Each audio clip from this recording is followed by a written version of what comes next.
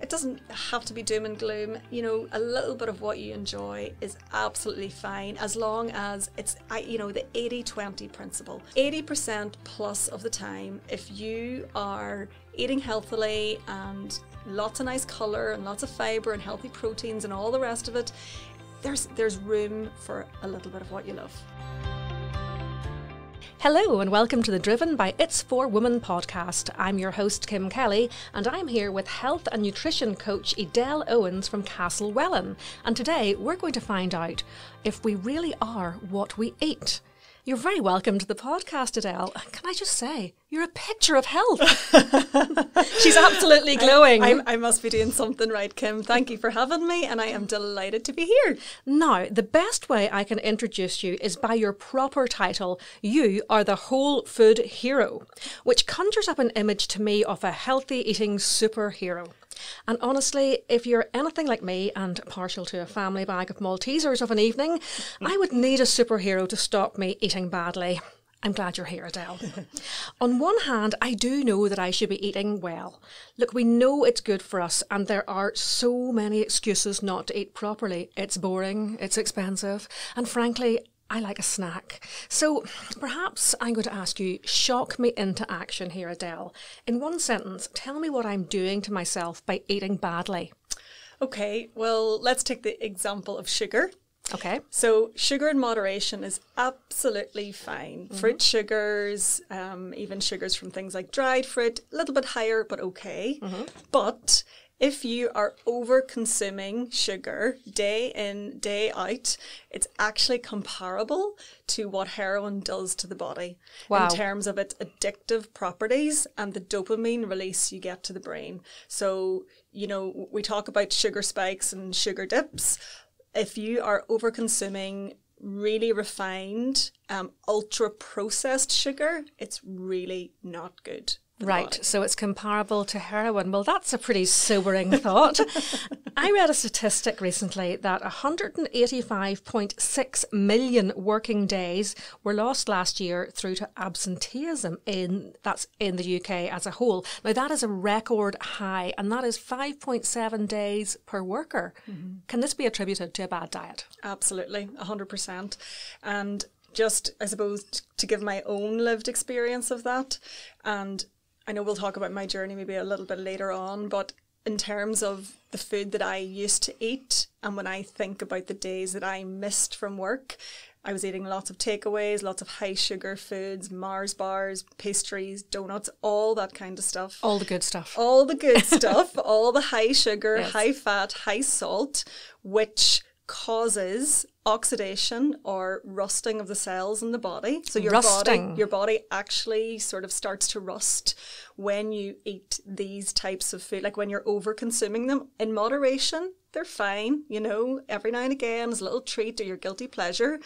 But if you think about that image of your body rusting, that is what can happen when you're eating these foods all the time. That image of rusting, really, that's quite disturbing, isn't it? It's sort of gross. But yes, I mean, that's something that would shock you into action. So what are the range of diseases that are caused by a poor diet? And by that, I don't just mean to your body, but to your mind as well.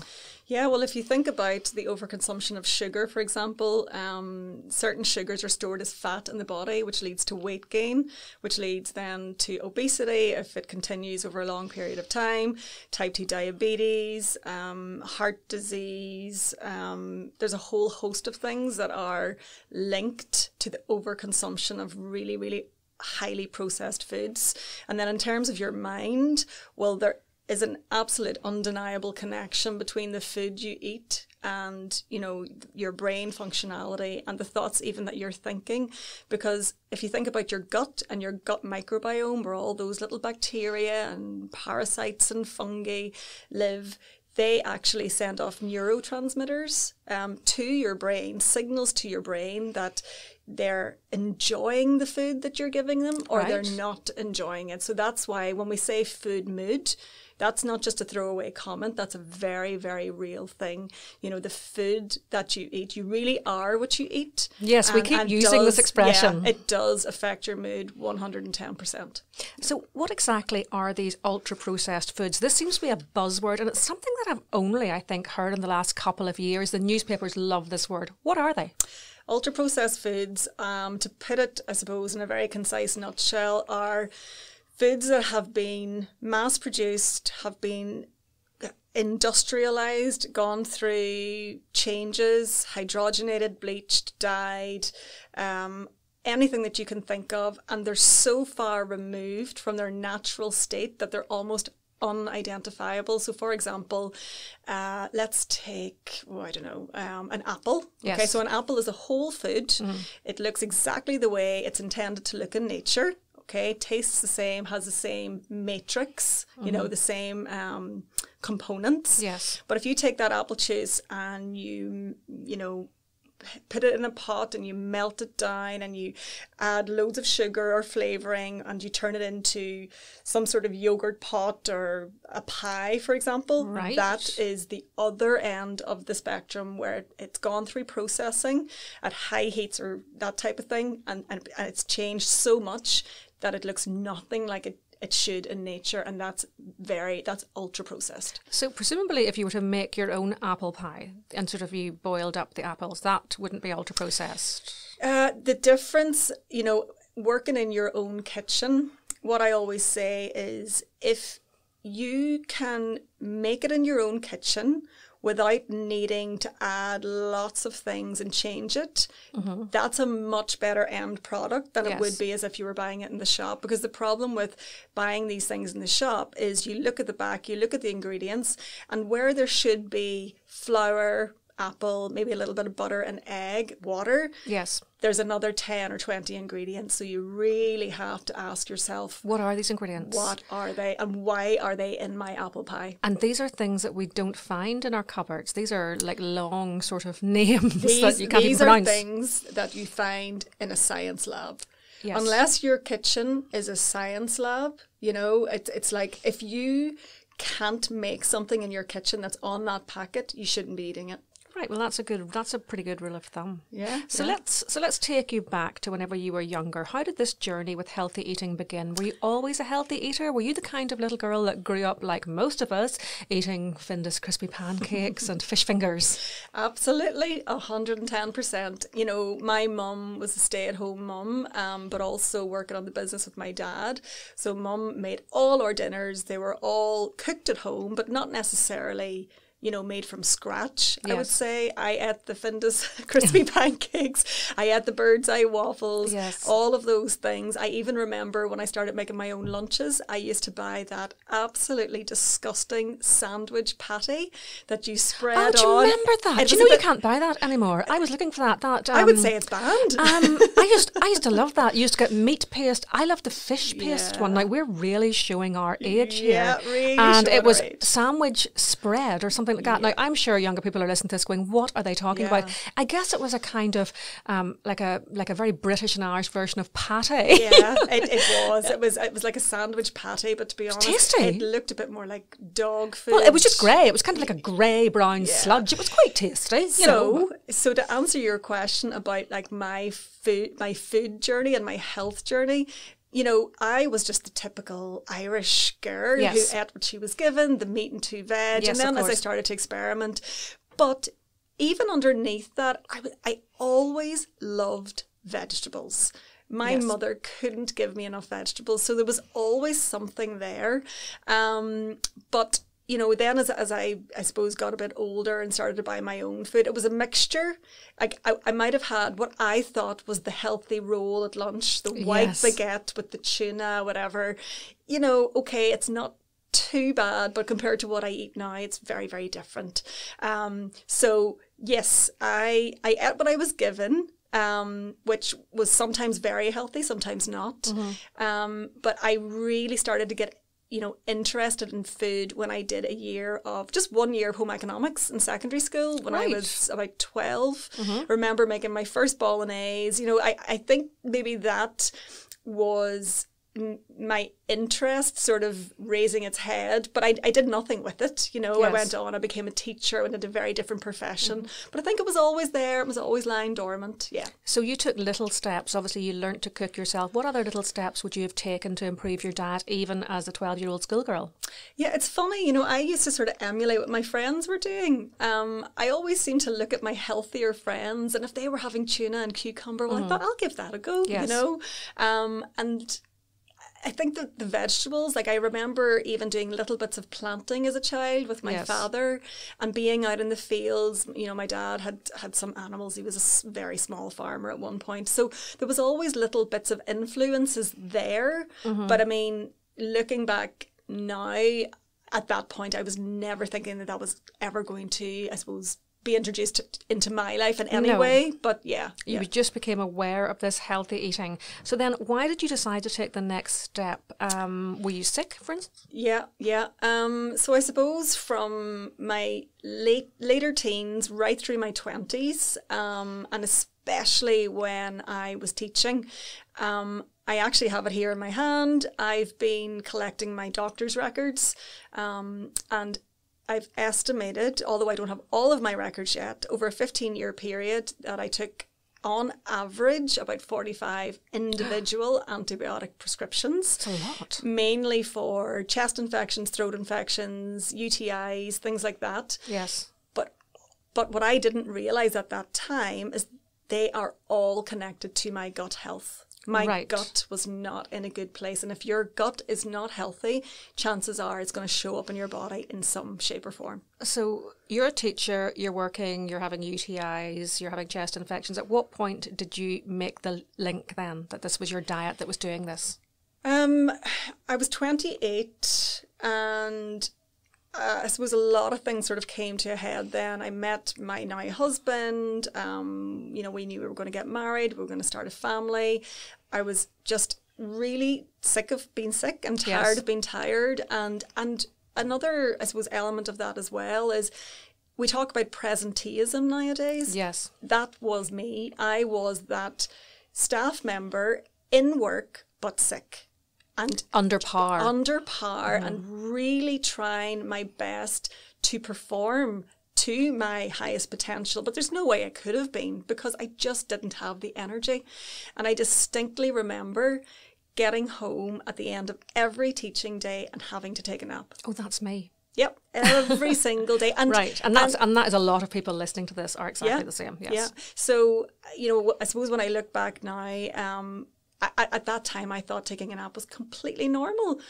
But it's not, because unless you're an elite athlete or you're recovering from some kind of illness, you really shouldn't need to be napping during the day. You should have enough in the tank to keep you going. So there was lots of signs there, and I really got a punch in the face, I would say. Some people call it a light bulb moment. Yes. When I was climbing Sleeve Donard, I was age 28. We were getting to the summit and I literally had to take my husband's hand and he had to drag me. At 28? At 28. And do you mind me asking, were you slim build at this point? Yes. Because you're very slim now. Yeah, I was. So it's not like you were carrying extra weight or anything? No. My illnesses were respiratory illnesses. And they were going on inside of you? Yeah. Right, okay. Mm-hmm. So, from looking at me as an outsider, looking at my physical form, whatever, you would have thought, oh, that girl's perfectly healthy. And the thing was, I actually was trying to be healthy. I was playing tag rugby, I was running, I was doing all these things, but it was a combination of not eating well, you know, being out late at weekends, not getting enough sleep, not taking good care of myself, a stressful job, further study, all of those things came to a head. And it just became too much. I think I was at the beginning of a burnout, I would say. Yeah. So there was a turning point. So what did you do? What I did was I just really started to take baby steps. I started buying lots of nutritional books. Yes. And from the very get-go, buying those books, I literally couldn't put them down. And the other thing that I started to get into, and I can't even remember exactly how this happened, but I became very interested in mindset. And I suppose maybe that, you know, when you're going through that sort of change, that almost like an awakening, you start to question why these things are happening. What's the trigger? What's the cause? How is all this happening? Why am I even accepting this? And you really start looking inside. You start changing from the inside out. So that brought me on an amazing health journey, and really everything that I am doing today has manifested from my own lived experience. So buying the books, I started attending seminars on nutrition. I decided at about, was a few years later, 2018, I went back to college to study nutrition and health coaching. Best year of my life, absolutely, hands down. And that really was just then started a sort of a domino effect of, I decided to leave teaching. I went all in 2022 with the Wholefood Hero, and I've never looked back. So what would a meal have looked like for you prior to this and then after this? What kind of differences would there be? I did eat, healthy food, but I ate more unhealthy food. So I wouldn't have batted an eyelid at having, a burger and chips on a Friday evening, a Saturday evening, maybe with a bit of coleslaw on the side, thinking I was healthy. Whereas now that's an emergency meal for me now. That's a meal where I've been out all day. To be honest, it might be a 2 or 3 or 4 time a year meal. So that to me now, that's a treat. I wouldn't even call it a treat, because I don't. You don't really like it anymore. It's not good food. I don't like it. Yeah. So that is an absolute emergency. Maybe if somebody's sick or in the hospital. Or if you're stuck at an airport or something. We literally don't have time to cook. So whereas that would have been completely normal, before I went on my health journey, like a typical meal to me, like this evening, for example, we're having salmon, we're having vegetables, we're having broccoli, potato, I think we're actually having a bit of fennel, and we're having potato wedges, something like that, but that's the family meal. And even again, the meals that I would choose if I wasn't cooking for the kids would look even more different. It would be no meat, all veg. I'm very much about less meat and as many plants as I can possibly eat. And how soon did you feel better whenever you made these changes? Oh, I would say with the water, I would say when I really started to pay attention to the water that I was drinking. And is that important? Sorry to cut in there. Water, yes. Oh, yes. I struggle with water. 110%. Even if you did nothing else and you only started to drink water, it would be a game changer, and you would notice your energy levels going up within 7 to 14 days. Really? Massively, yeah. Because what people don't realize is that if your body is dehydrated and there's not enough water getting into your cells and energizing you, you're going to be tired. You're going to be exhausted. Right. Yeah. So, for instance, what would a day's food look like? What did you eat for your breakfast this morning? Yep. So I love my porridge. Yes, I actually had porridge too. Yes. When you're eating porridge, it needs to be whole grain though, not the white porridge, because whole grain is where the fibre is, and we are in a fibre epidemic. And where do we get this from? Is this just in normal supermarkets? Yeah, absolutely. So not the white porridge? No, not the white porridge. You need to stay away from white products in general, white porridge, white pasta, white bread, white rice, because they're high in carbohydrates, and it's not the carbohydrate necessarily that's the problem, but it's the type of carbohydrate. Right. They're what we call simple carbohydrates, simple sugars. Yes. And like what we were talking about earlier, they're going to give you a really sharp rise in energy and then an acute dip. Yes. So they're not good for keeping your energy steady throughout the day. Ooh. So I had whole grain porridge, and in my porridge I had blueberries, I had mashed banana, I had strawberries, I had mulberries, I had crushed nuts, I had pumpkin seeds, sunflower seeds, and coconut, I think. What about something like honey? Honey's fine. You know, something like a nice local honey is actually full of antioxidants. And that thing that we were talking about earlier, the rusting, Yes. how you counteract rusting is with antioxidants. Antioxidants are found in fruits, leafy greens, nuts, avocado. Honey is actually very high in antioxidants. So just be sure you're getting a good local honey with lots of nice antioxidants, and that will actually help with the rusting of the cells. Right, that's good to know. Now, what are the top 3 foods that no one should be eating ever? I know that sounds like a really dramatic question, but are there things we should just absolutely put a big red cross over and say no? Yeah. Good. I'm going to give you the 3 and then I'm going to explain why. Okay. Number 1, soft drinks. Number 2... Do you mean fizzy drinks? Yeah, fizzy drinks. Fizzy drinks, okay. Sorry, the Americanization. Yeah. Fizzy drinks. Number 2, I would say cakes, biscuits, that type of thing. What about homemade? Better. Okay. Better. And then the third one, well, it's difficult to choose, but white bread products are a real problem for people in Ireland and the UK. A real problem. Even like nice French bread, like nice crusty French bread. Yeah, even that. Yeah. Okay. So let me just go back. So with the soft drinks, you know, like what we were saying earlier, there's so much sugar and so much caffeine in those. What about a diet drink? Listen to me, I'm kind of, you know, well, the problem bargaining with you here. What about a nice, you know, diet soda? Can we not have that? Listen, you can have whatever you want. It's not my job to tell you. But you're the, come on now, you are the Wholefood Hero. No, sorry. But what I'm getting at there is, you know, you can absolutely have these things if you're having them once every... Occasionally. The definition of a treat is an occasional sweet thing. And I am going to give you a statistic that's going to shock you now, but children in Northern Ireland are eating 7 times the amount of sweet treats that they're supposed to be eating on a daily basis. I could believe that. Yep, I could believe that because I probably am too. Adults are probably not far behind. I'm not sure of the research there, but that is... Oh, I could well believe it. Yeah, I mean, the sizes have really gone up. I mean, back in our day, gosh, I sound really old when I say that. I mean, you got like a box of Maltesers for, say, like a birthday or Christmas, and it was a real treat.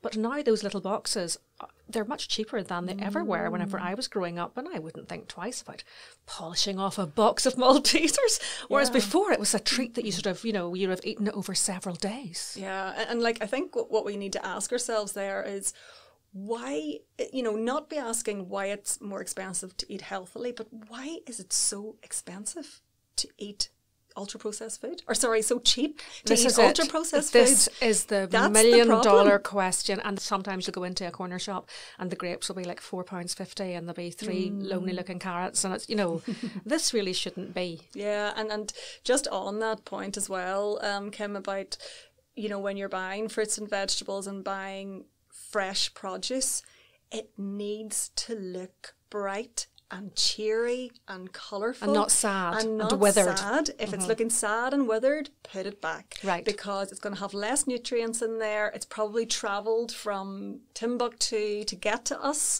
you know, refrigerated, maybe sprayed with things. So, you know, we just need to ask ourselves those fundamental questions when we're going shopping. I know people listening are probably thinking, oh my God, it's something else to add to my already stressful life. But I guarantee you it's worth it. And if you think about stress, food can also cause stress in the body. Of course. You know, the food, lots of the ultra-processed foods that we're eating are causing the energy spikes and dips. They're causing the oxidation. They're causing all these problems in the body.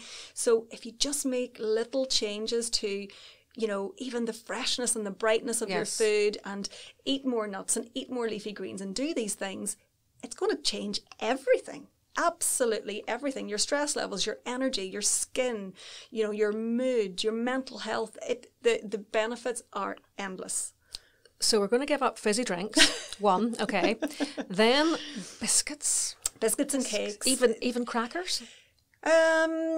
Crackers, not so bad. Okay. The problem really with biscuits and cakes is the trans fats. Right. Trans fats are really damaging, and, you know, overconsumption again, fine in moderation. A little biscuit with your tea is not going to kill you. But if you're eating the whole packet, then you've got a problem. Okay, so you obviously got a problem in terms of weight gain and possible obesity, but trans fats, lead to heart problems. So you really need to try and lower your consumption of those. But again, you were saying about making things homemade. The great thing about doing homemade bakes is that you control the sugar, you control the salt, you get to choose your ingredients, and okay, when you start off maybe tasting those types of things, your palate is going, but this isn't what I'm used to. Yes. But your palate will change. It will adjust. It will adapt. Yeah. And you could, for instance, make a flapjack with like brown sugar or banana or and maybe the honey. Local honey. Yeah. Yes, yeah. and that would be absolutely. better. And that is better. That Yes. is better than the crap that you're going to buy in the shop. And then what about the bread? So white bread is a no. White bread, I don't want to say yes or no, because again, I don't want people to really start having a negative relationship with food, especially if white bread is what they can afford and it's their budget and that type of thing. But the message I want to get across about white bread is that there is no fibre. And if your body doesn't have fibre, well, number one, it's harder to stay full. So Yes. you're going to be craving all the other junk that you wouldn't crave if you had the fibre. Your gut loves fibre. And what fibre is, just if people aren't sure, is you get that crunch when you bite into a bit of broccoli Yes. or a nut or a wheaten bread. That is fibre. When you bite into a bit of mass-produced white bread, a sliced pan, a baguette, whatever, what happens? Do you get crunch? Not really, no. No, you get gloop. You get absolute gloop, and you have to think about what's happening there, where it's coming from, and the effect it's having on your body, because there'll be more sugar in there'll be less fibre, straight into the bloodstream, that energy roller coaster again. It's the energy roller coaster I find after I eat something, like say I would have pasta for lunch or like a baguette, I'm exhausted. Yeah. It comes to about 2:30 and honestly, well, I work from home, so I can go for a nap. But I mean, how are people supposed to cope with this? I mean, you just feel so exhausted. Yeah, and that's when you reach for the Diet Coke or whatever, Yes. the soft drink. So how you manage the 3 p.m. slump is you need to look, as you just said, what you're eating previous to that, lunch and breakfast, but particularly lunch. So if you're just having a big bowl of starchy white pasta with no protein, Yes. you're gonna be on that roller coaster. You're gonna go and then you're gonna drop, because it's just too much starch, too much sugar in the bloodstream, and that's what causes the spike and then the drop. But if you were even to add a little bit of lean chicken or salmon or prawns or whatever you want into your pasta, with maybe a little bit of spinach or kale, something that's literally takes 2 minutes to cook. You can add it in at the end of cooking. Right. That's and actually that'll going improve to it. that's going to massively improve that meal. And protein will keep your blood sugar levels stable, so that number one, it'll prevent the dip and you won't be craving whatever you normally crave at the 3 p.m. slump time. There really is so much to learn. It's really interesting. So when did you decide to make health eating your actual life and your career? Well, I suppose from 2018 onwards, graduated 2019, and those next couple of years, that was the transition period. I was still teaching, but I was also coaching. I was actually working with mums when I first started, and loved doing that, loved doing the one-to-one and group coaching programs. And in 2022, I really went all in with the Wholefood Hero. Yes. And I do a lot of B2B work with corporates and organisations.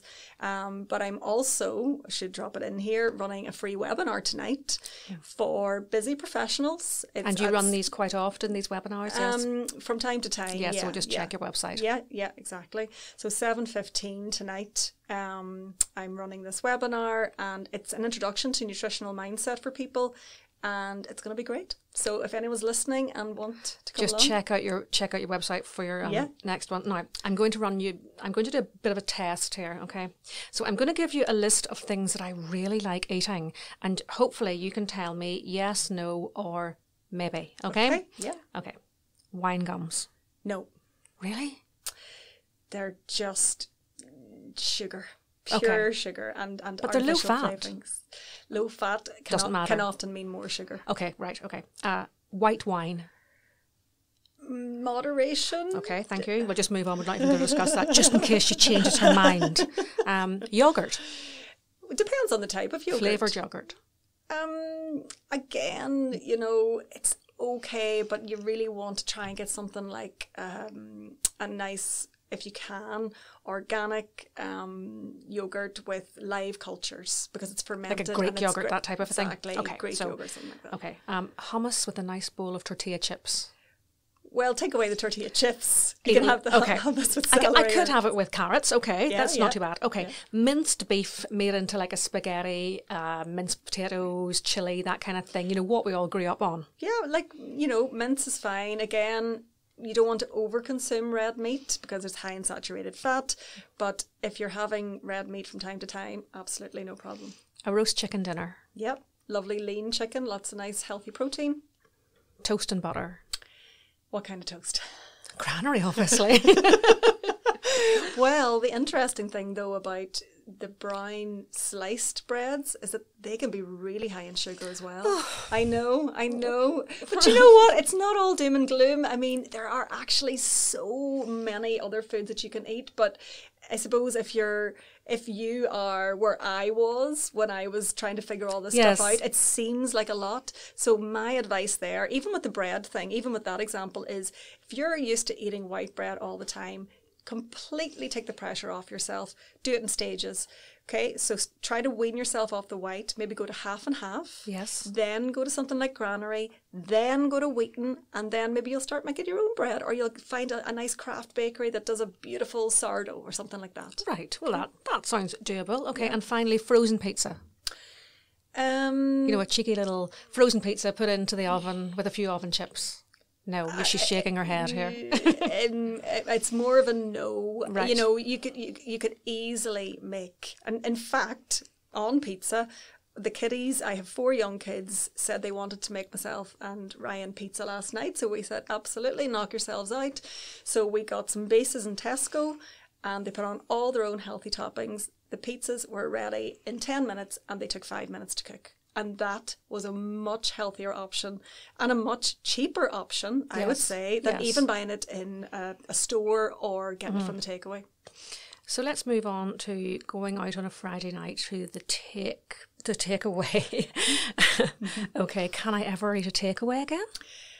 You can, yes, you can. If I want to be healthy, can I eat a takeaway? So, for instance, if I was going, can I go to the chippy?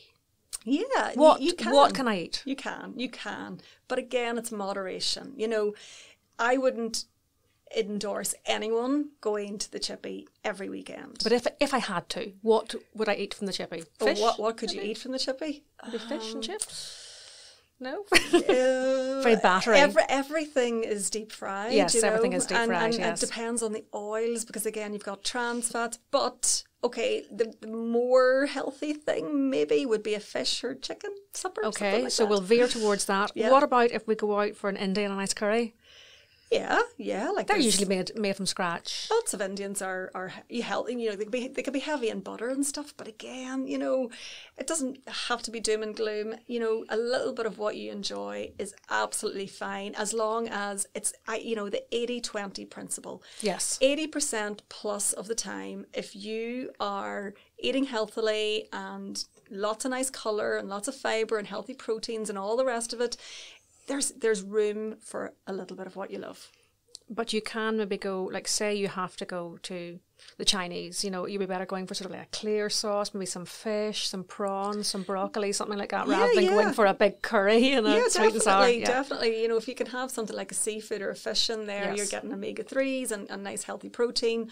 And I suppose I don't eat a lot of Chinese, so I'm not overly familiar with the sauces, but just the sauces obviously that contain least sugar are the best. Okay, so now we know what we definitely can't eat. I think that's a really good start. So let's make a list of maybe 5 things that we can add into our diet to make us a little bit healthier. Yeah, oh gosh, there's so many. Leafy greens are amazing. They're full of antioxidants, vitamins, minerals, and they're like a real, I suppose, detox for the body. I love nuts and seeds. and especially for people that are busy working, maybe have young families on the go a lot, what I would suggest there is leave little pots of nuts and seeds in the car so that if you're getting peckish around 10 or 3 and you're on the move, they're there. Rather than crisps. Absolutely. You don't have to go buy a bag of crisps or a Mars bar or whatever. You know, they're there. And they're nice. Yeah. And also, well, maybe that could be the next one actually, is water. Yes. Leave water in your car as well, in metal containers. Yes. I leave water everywhere in the house, my bedside locker, my kitchen windowsill, my office, the car, because, you know, we often mistake hunger for dehydration. A lot of the time people think they're hungry, but they're actually dehydrated. So if you could just drink a little bit more water, it would counteract that. Great. What about things like berries? Yeah, absolutely brilliant. Berries, again, small fruits, but so powerful. Yes. Full of antioxidants again. Yes. And, you know, there's a lot of research that shows that antioxidants are great for cancer prevention and things like that in the longer term. One thing about berries, though, is try to get them organic if you can, because they tend to be heavily sprayed. Yeah. So what are we going to do about our kids? Many people listening to this will have children who only eat a diet of beige foods. I know whenever my son was younger, he would only eat beige foods. Now he's outgrown that, thank goodness. How do we get them to eat vegetables? Oh, I think it's trial and error, and it really depends on the child. I've definitely gone through this myself. Even though I work in this area, I can completely relate to parents that are going through this, and I get asked this question a lot. So I think there's a few things you can do, and I think the most important thing for any parent listening is to take the pressure off yourself. Yes. It's not going to happen overnight, you know, because it's a mindset thing as well. If that child is used to maybe going to granny and granda's or the childminders or auntie and uncles or wherever, you know, their cousin's house, and they're seeing maybe different foods that are on offer there, you know, lots of, I don't know, white toast, hamburgers, hot dogs, things like that. Maybe they've become a wee bit more accustomed to seeing that and they think that's normal. Unfortunately, that's not normal, but it's become the norm. So with young children, just say to yourself, okay, I'm going to take this really slow and just step by step and day by day. So I think the absolute most important thing is to avoid stress at meal times. Yes. Because if the child and the parent are coming to the dinner table and they're already stressed before they even see the food, it's going to be a disaster. So that's number one. Number two, then, in terms of the actual food and the child, there's a bit of a system. So what you need to do is give the child the tiniest amount. Let's say it's a little green pea. You give them one green pea. Right. Yep. If you want them to eat peas, if you want them to eat sweet corn, you give them one sweet corn. You give them a nail-sized amount of what you want them to eat. Right. And then, I mean week on week on week, you gradually start to give them more, because what will happen is the child, first of all, they'll probably take the pea and throw it away. Right. Okay. They will be so disgusted, so annoyed that you've even, you know, put this thing on their plate. They're not going to like it. What happens then after that is they might sort of say, oh, here we go again. It's back on my plate. Okay, I'll leave it there. The next thing that happens is they might start to fiddle with it in their fingers, whatever. Won't bring it to their mouth or nose or anything yet. This could be week 4. Week 5, they'll eventually bring it up, maybe start sniffing it. They might even bring it to their lips. And eventually it'll go into the mouth. So it is a long process. But if you even think about it, let's say peas, sweet corn, carrots and broccoli. You know, if any parent listening could get their children to eat those 4 vegetables, that's a great start. Even within the space of a year, I think that's massive progress. Well, I think that's brilliant. Absolutely brilliant. And that's doable. Yeah, it's achievable. doable. It is achievable. But you really have to say, okay, we're all in here, we're committed, because it isn't easy. It really isn't easy. It's a journey.